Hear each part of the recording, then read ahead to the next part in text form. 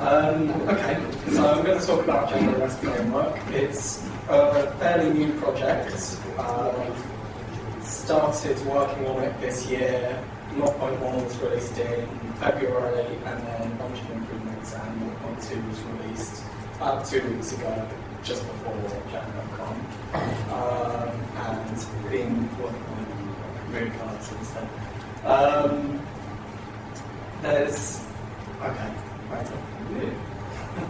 Before we get started, I just wanted to start with this little thing that Roy Fielding said. Roy Fielding, in case you don't know, he's one of the primary authors of the HTTP 1.1 spec, and he's the guy who first described REST and decimal systems on. And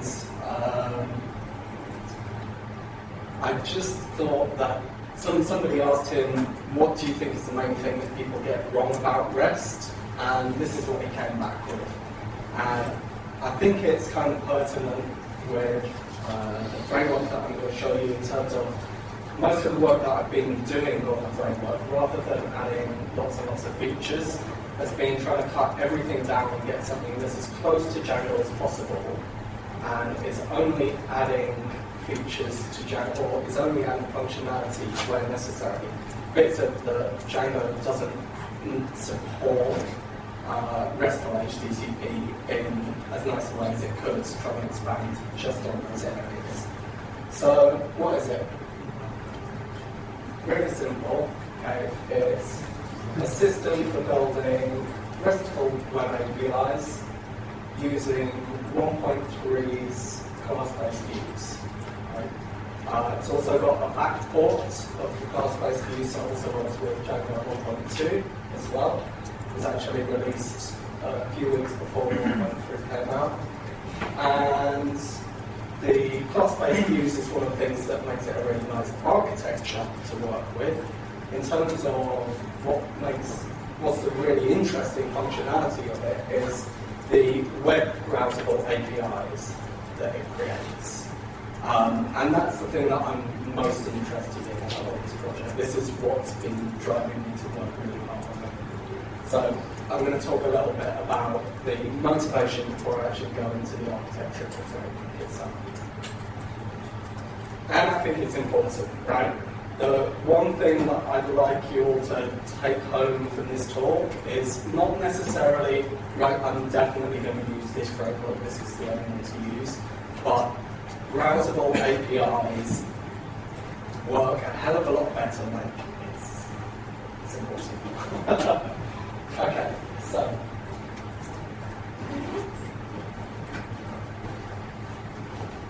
one of the supposed benefits of the REST architecture is supposed to be that these systems are self-describing, right? You can get given a URI for part of the web API, and you can go off and you can hit that API, and you'll get back a response that, along with the media type, will tell you everything that you need to know about how to navigate that API and how to work with it, right? And that's really important because it gives you this really nice decoupling between the server and the client, and gives you really good loyalty of the systems that we're building, right? And we're building all these really cool services these days, right? And we're building loads and loads of web APIs for them. Now, web APIs, but they're not on the web, right? You go to any of these APIs that these services are exposing, and the only way that you interact with them is through the command line, using things like Perl, or programmatically. And I don't think, like they're web APIs, let's put them on the web. Okay, so I guess the reason why this hasn't happened straight away is there are a couple of things that are fiddly about it. So, for instance, in HTML, forms can only support get and post, right? And we need to be able to support the full range of HTTP methods. But these are small things, and there are some pretty kind of commonly used ways to work around it. So, for example, with the HTML forms only being able to use post and get, one of the common methods that you use to get around it is to have a hidden form field that has the actual method. So you could put in a put request or a delete request, right? The other thing that's a little bit tricky is if you're trying to build an HTML front end, you can usually only send form encoded requests to a URL, right? You've got no built-in way of being able to send, say, a JSON request body onto a URL. But again, you can work around that very simply just with a hidden form field saying, this is the content and this is the content type. And that's all that you need to get to put together an HTML API. One thing I want to say is most people who are trying to improve the usability of their APIs and trying to build usable front ends rather than everything is programmatic are going the route of building API explorers. And they're really useful and they're cool tools, but there's an inherent level of indirection in what they're doing, right? What I'd like to be able to do is go to the URI of the API itself and see the API there. And when I traverse links within the API, actually be going to those bits of the API when I'm making requests. And because it's more transparent what's actually happening, you're seeing the actual API in action rather than this indirectness that you have. Or another good example is, say you've got two different APIs and they're linked, and you follow the link from an API explorer off to some other company's API, and all of a sudden you're in no man's land, like you. Or okay, I didn't explain that very well. If you get given the URL for an API, how do you know where the API explorer is for it? It's just there's an indirection there that doesn't really need to be.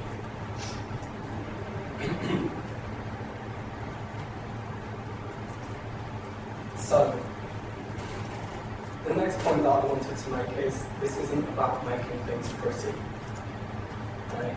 This is about building better APIs and building APIs that are better to work with, easier to work with. So, the obvious thing is that they're faster to work with and they're self-describing, self-documenting. They also, I think it helps you to build better APIs when your APIs are web browsable. The reason being is it's immediately obvious when you're doing things in a non-webby way, right? So for example, one of the tenets of RESTful systems, is that these systems should be well connected, right? Which means that the client can just get a starting URI and it never needs to construct any URI in the system itself. All it needs to do is follow links within the API and post or put content up to the API and get redirected back to new URIs.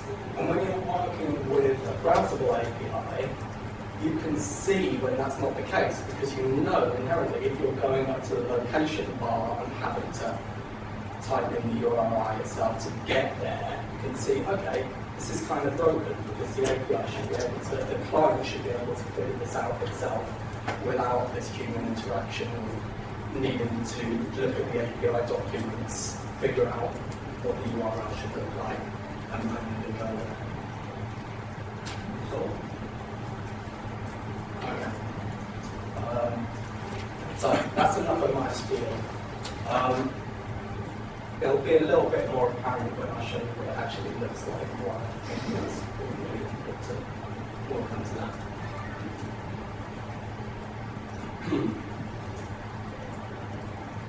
How many of you guys have used the class-based views in Django? Okay, so not so many yet.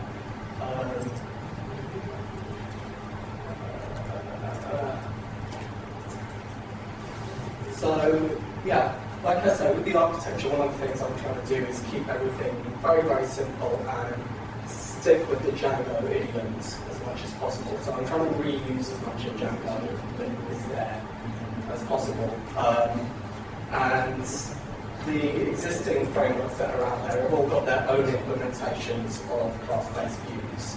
Django 1.3 has now kind of got class-based views, so there's kind of the right way to do things now. So,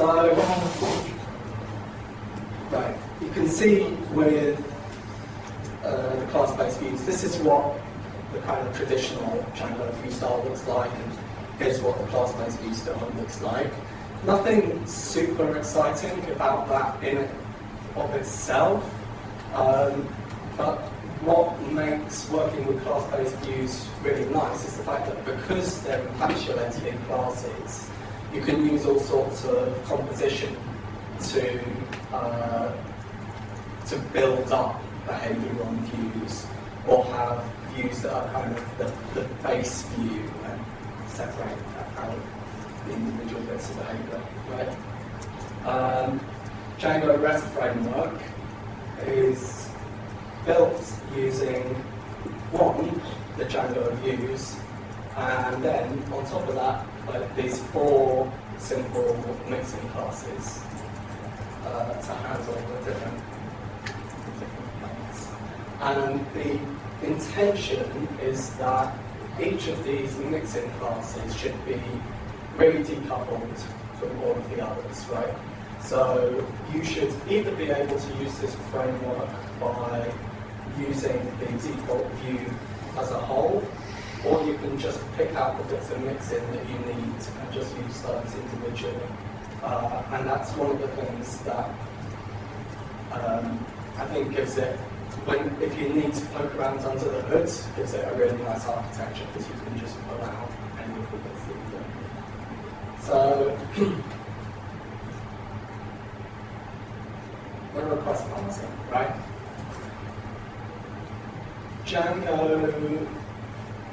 Django's request parsing is limited to like this thing here. If you want to get some deserialized data from your response, the only thing we have available to you is request.post. And what that gives you is the deserialized representation of form-encoded data, right? Why can't we do something a bit more like this, right? We should be able to use,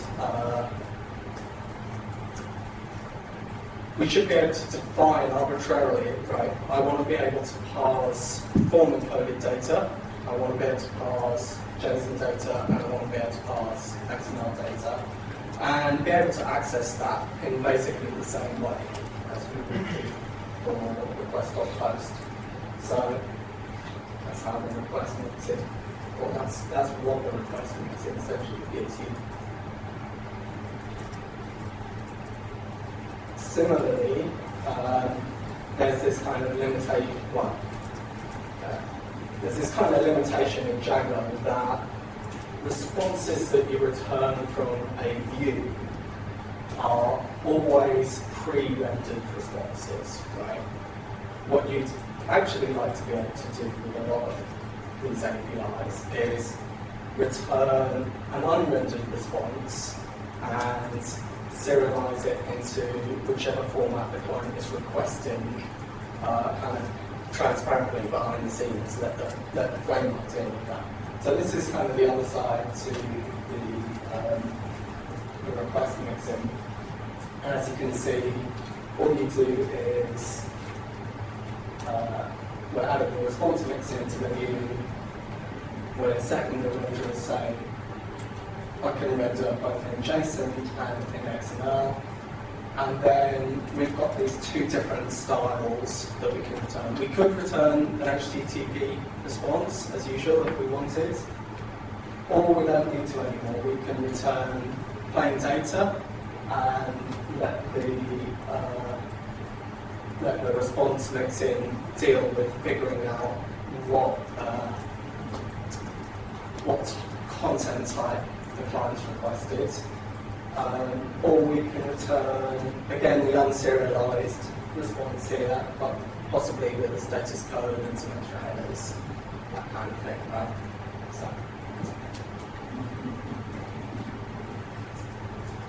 just like a quick note whilst I'm here. So at the moment, these little snippets I'm showing, because I'm trying to show how the framework's built up, I'm showing you with the mix-ins applied to Django's view. What you normally do when you're using the framework is you normally probably wouldn't bother to go into kind of this level of detail, and you just use the default view for the left or click on. I was the same. Never mind.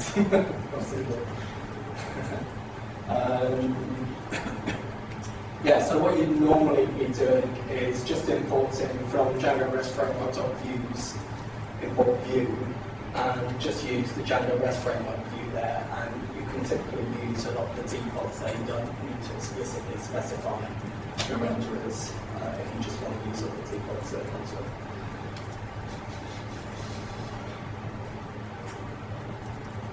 Authentication and permissions is kind of similar.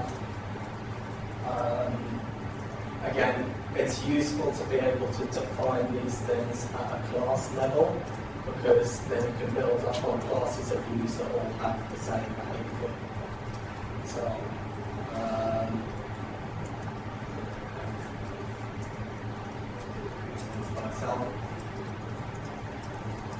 and then the serialization. So when I talk about serialization here, I mean something slightly different from the data gets rendered into a response. What I'm talking about in serialization here is how do you go from complex objects, such as model instances in Django, to primitive data types that can then be rendered by the response renderers. And at the moment in Django, the serialization module is really limited. You can serialize query sets, and you can serialize query sets into YAML or XML or JSON.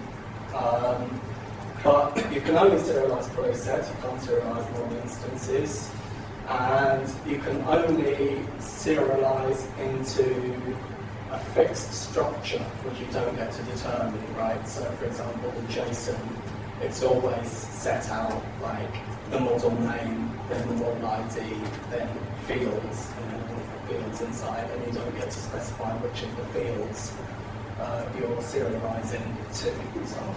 And the resource mixin handles this side of things. So you've got two things that are going on here. One,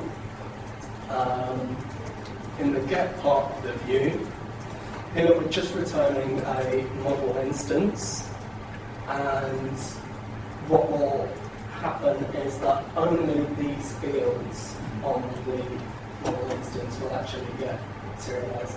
I've actually done something like it. We should say resource equals my resource here, instead of that. We have the authentication. And the converse of just spitting out the model instance here is being able to do something like this in the hook request, right? Self.content here is a dictionary that's going to be pre-filled only with foo, bar, and baz, and have them in, already turned into whatever data type they actually are on the model. And if the client sends an invalid hook request up to it, then that's going to get thrown as an error response before you get up at that point, so you don't need to deal with the validation yourself. So, and like I said, that's just trying to walk through a little bit how the individual components of the framework are built up. On a kind of day-to-day basis, what's more interesting is probably just working at the higher level, and then you normally kind of keeping things very simple. Like I said before, you're using the default view, which has got all of those mixins built in and a bunch of sensible defaults for things like the parsers and the renderers and the authentication. And then the other higher level thing that you work with is you've got a whole bunch of views that are that have default methods on them. So you've got a whole bunch of model views that know how to do things like create models, delete models, list all the models in a query set. And it's probably easier if I show you what that looks like in the demo.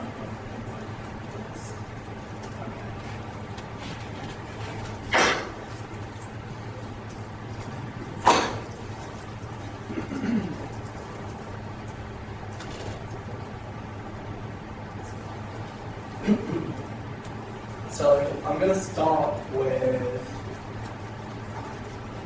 something quite simple and just work with irregular view, and then I'll move on to what model views look like and how they're hard to work with, and it'll probably be a lot easier to see what all of this means when we go through this than on my hand waving up to the asking. Okay, so here's a skeleton project that I've created, and the only things that I've done to it so far, I've added Django REST framework and installed that.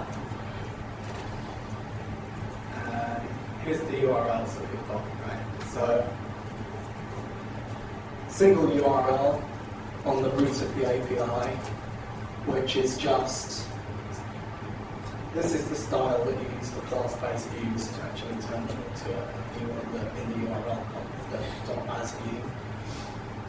And here's the view that we've got. So,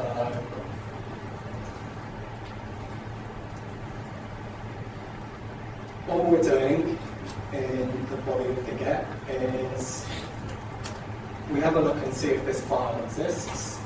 If it does exist, we're going to spew out the contents of it. And if it doesn't exist, we're going to return 404, right? And this NBI-ish is just, all it's supposed to do is to store arbitrary data, and at the moment all you can do is read them. So,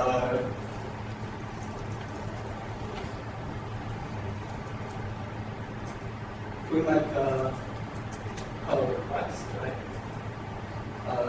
If we don't specify anything in the, well, by default we get back some JSON, right? That's some random content that I've already put into the top of that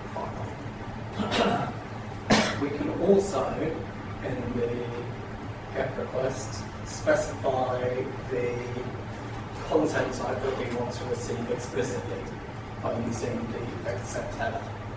And by default, it's JSON anyway, so you get that. But you can also get XML back and a bunch of other things as well. Also, you can get back HTML from it as well. So,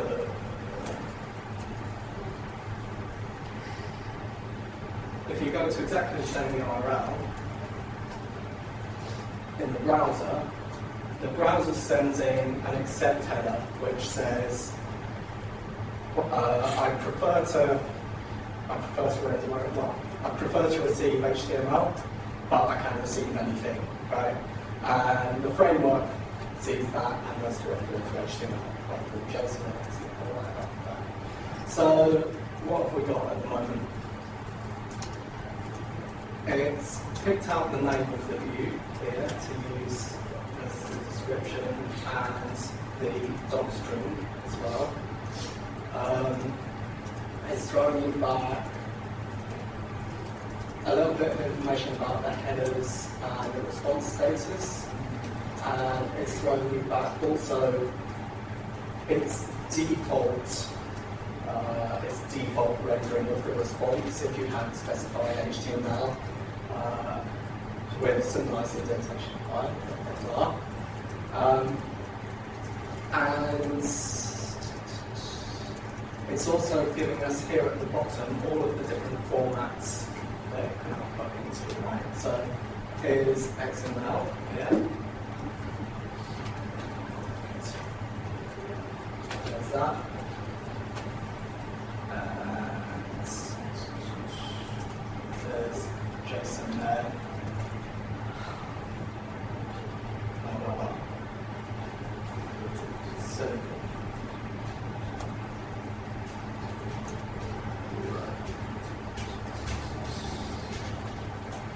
So right now, if we try and make a request on that, we get back this response. One thing that's kind of nice is the response that you're getting back is being serialized still into the data type that you've asked for a lot of times.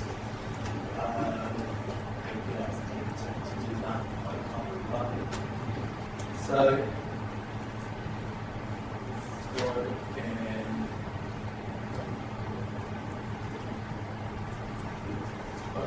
right.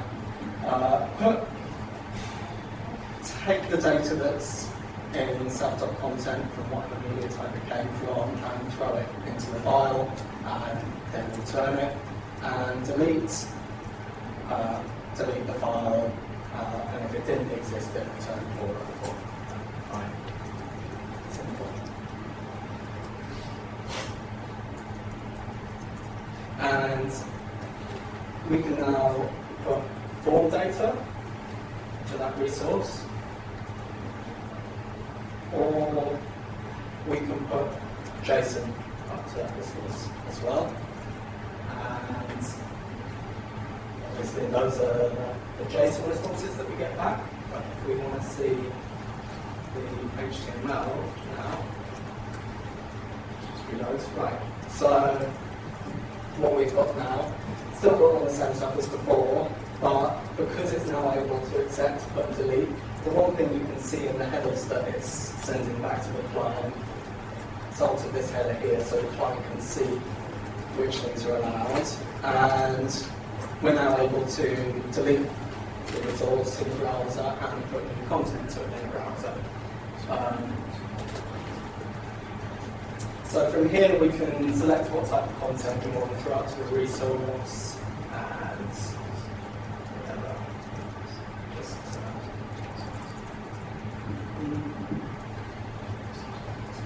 say same.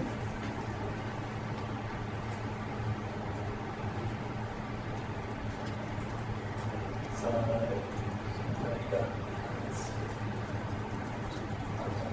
Right. Okay, so that's that.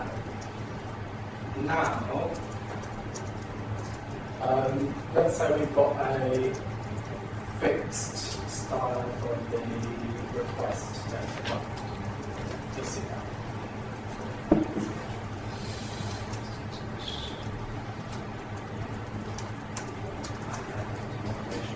Yeah.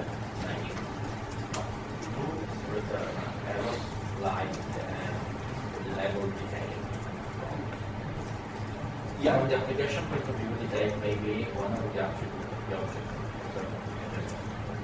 So, if by chance your model has detected something passing automatically, mistake, an error, or something we don't explore. It's totally arbitrary that I'm using that in the examples. It's not just my question was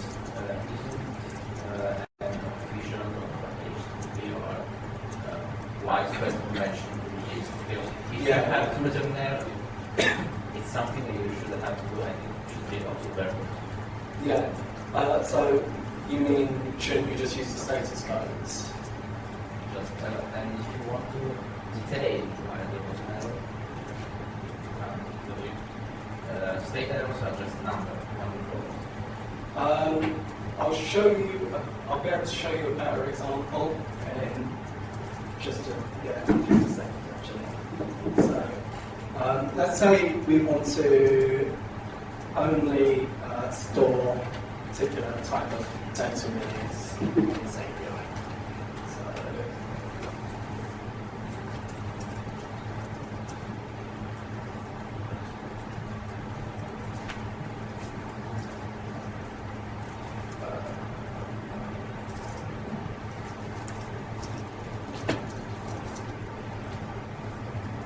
So we're going to have two things that we can store on it. We're going to be able to store integer, a single integer for food, and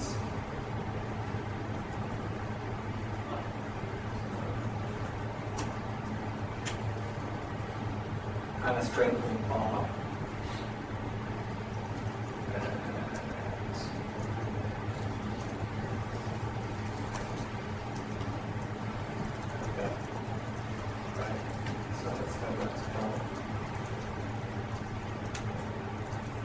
Okay, so if we make the same put request now to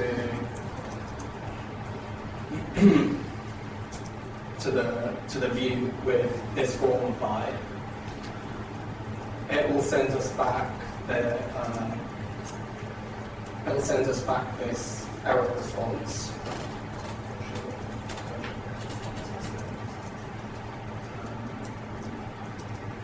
So you can see in the browser it's changed these into text fields now rather than having to use the freeform stuff. And say we make a valid request on that, right? So this is what you're getting back before the valid request. And does that answer the question a little bit better? Because, for example, I mean, you know, there you're definitely getting back usable information because it's, yeah, which fields you need to put in.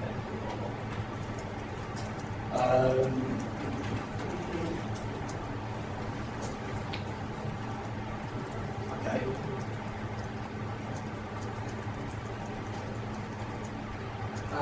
So that's how you use forms with it. I'll show you also briefly how you can use some fine-grained permission stuff.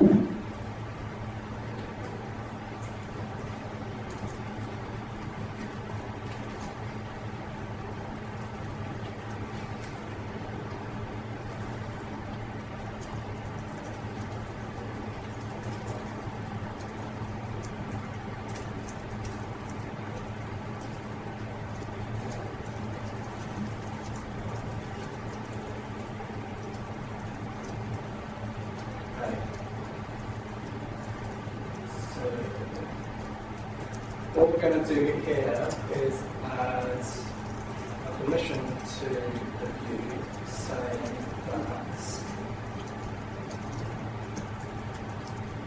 we're only allowed to make one request every 10 seconds, 6 requests a minute.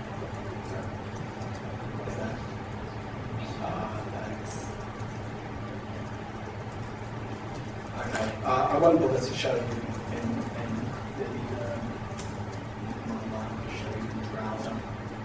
and here you can see it's added an extra header to the response to give the client a bit of information about ideally when it should make its next request to stay within throttling bounds.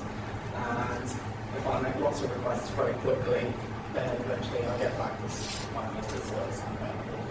And adding in extra permissions on top of the views is really easy right now. And defining your own kind of custom permissions and so on as well is really easy. I'll show you very quickly what. So that's all just using views that aren't tied to models directly. A lot of the time you have APIs that you want to tie directly to your models in Django, right? So here's a different project where all it's got in it in models is a couple of different models. There's a set of blog posts, each of which can have 0, 1 or more comments attached to them. And what we do is we define a resource that corresponds to each of those models. And on each of these resources, all I need to do, at its most basic, would be that, just define the model that that resource applies to. But optionally, you can also say which fields you'd like the model to serialize to and the ordering on it. And also do things like define custom fields to serialize from the model. So for instance, this blog post URL isn't something that's on the model itself, it's something that we're defining here, right? So those are two model resources. We tie them together with some predefined views. So we're not writing any view handler code here. We're not writing anything that gets built or anything. We've got our base API as the list or create blog posts. Then we've got indexed by blog post primary keys. We've got giving an instance view on that. Then we've got list or create the comments for a given blog post, and then we've got see the individual comments. And that ends up rendering something like, well, exactly. So all the blog posts are listed here. We can descend into one of the blog posts and just get back its representation. We can update it here. We can go and see all of the comments that are associated with this blog post. Sorry, it's kind of jumping. You can see it's also like doing this nifty figuring out of the breadcrumbs to use here. And yeah, just links everything together for you without you having to write very much code at all.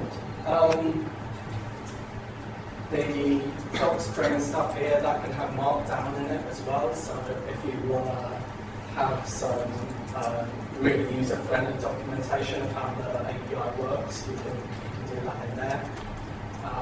And there's also a whole bunch of examples that come with the framework already that you can just run out of the box to just mess around with.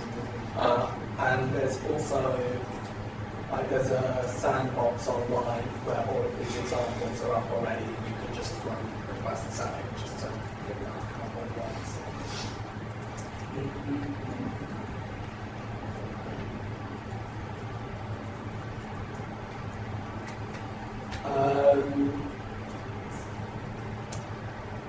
Okay, so hopefully trying to get a few small bits and pieces of things that have gone into this project back into Django. One of the things is there's a reasonably there's a bug in HTTP request.read which has been figured out from the development of this, and it's kind of fairly all of your code in Django is now going to run through this code path that's fixed. And then the other thing is, as I mentioned before with Django, the serialization that you have available is limited to being able to dump out query sets into fixtures and load fixtures back into query sets. And it would be really awesome if there was a nice flexible serialization API that had in there. I started working on that at the Django conference, and hopefully some of that is eventually going to make its way through to Django.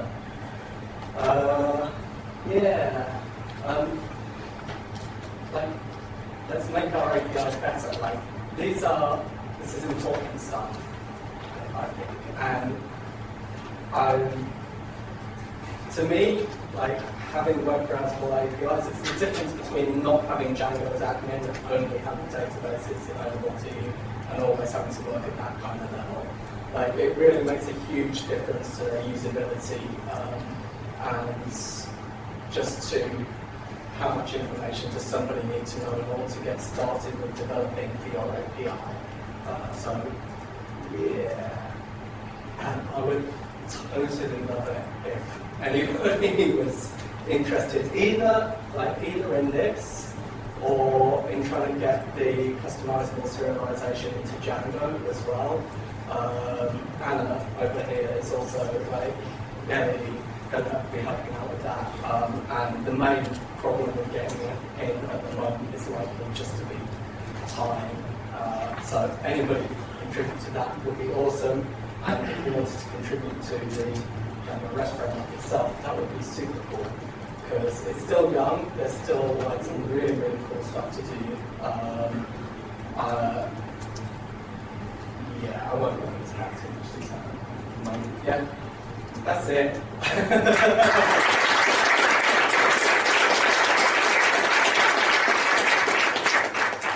didn't figure out, is that with question time or without question time? Okay, is there any questions?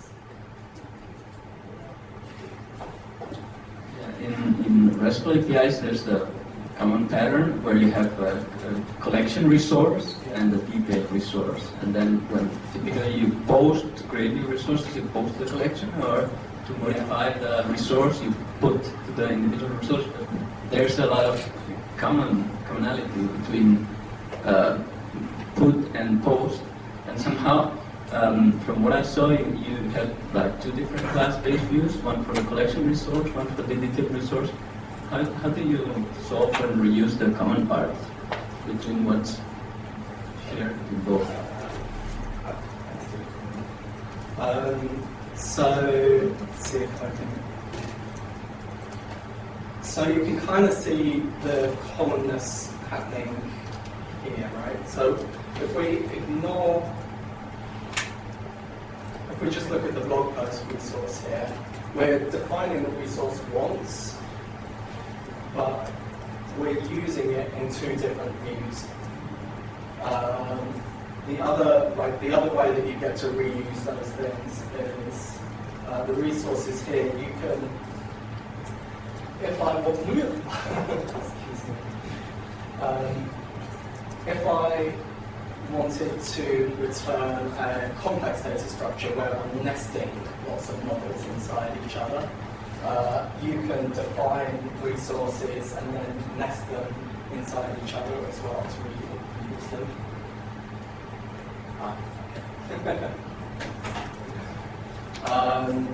But yeah, basically define the resource once, use it in multiple views, I think is the answer.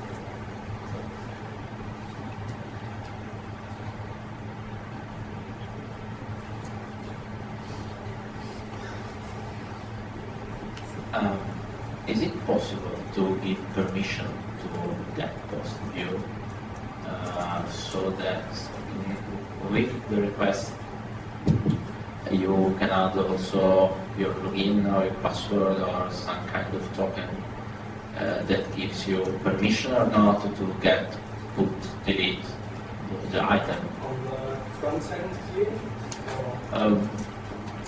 No, by using curve.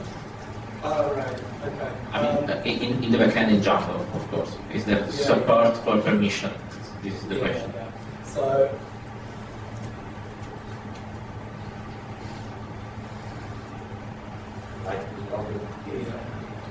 So I didn't actually show any examples that use that just because it's easier not to have all of the authentication stuff on online.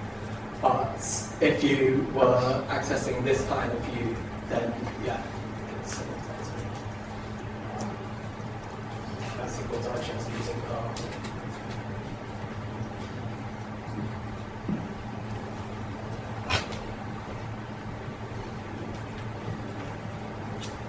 I have a question about this class level attributes. Well, they're not really fun if you work with subclassing and you have this whole hierarchy of resources and all the views.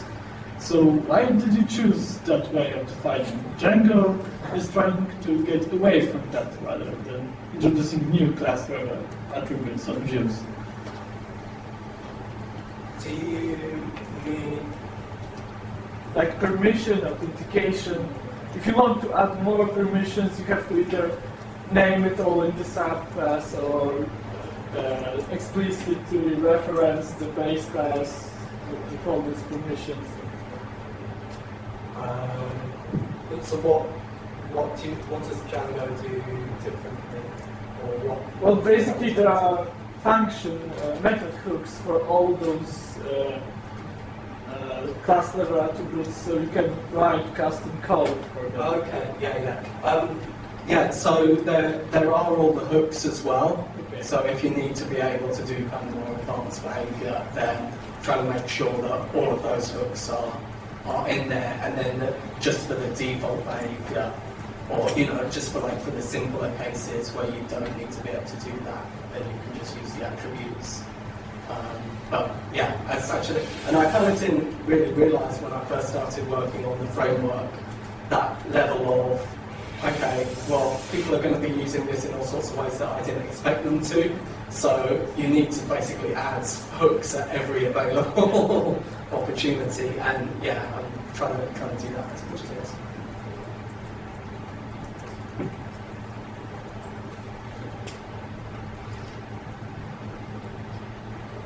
Cool. Thanks for your time, people.